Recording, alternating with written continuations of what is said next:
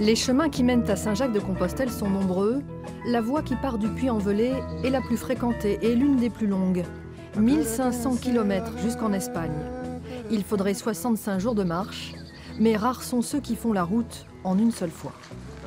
Nous avons démarré le périple en 2013, donc du Puy-en-Velay. Et mon épouse et moi réalisons une étape d'environ 150 km par an. Le but est d'aller bien sûr jusqu'à Santiago, donc Saint-Jacques-de-Compostelle.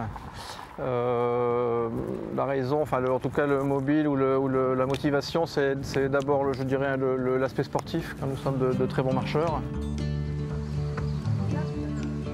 Bons marcheurs ou petits randonneurs, les pèlerins sont devenus au fil des années une ressource importante pour l'économie touristique des villages sur la route de Saint-Jacques-de-Compostelle. 4000 marcheurs s'arrêtent ainsi chaque année dans la ville de Lectoure, qui compte autant d'habitants. Il y a une étude qui montrait qu'en moyenne, le marcheur de Saint-Jacques dépensait à peu près 40 € par jour et par personne, puisque entre la nuitée, la restauration et les courses qu'il doit faire, ça représente quand même un petit budget.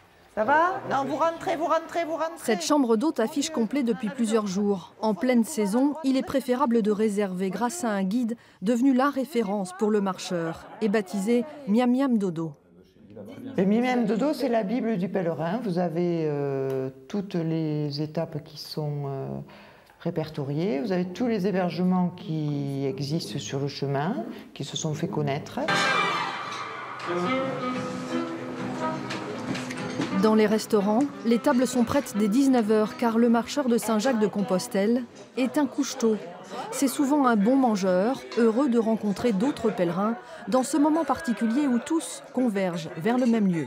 On traverse le pays à pied, au rythme de sa respiration, simplement.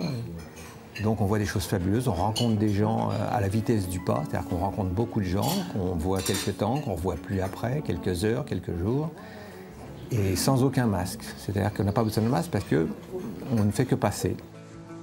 En solitaire ou en famille, à la Belle Étoile ou à l'hôtel, le chemin vers Saint-Jacques-de-Compostelle se décline à l'infini, mais tous sont unanimes, c'est un véritable enrichissement personnel.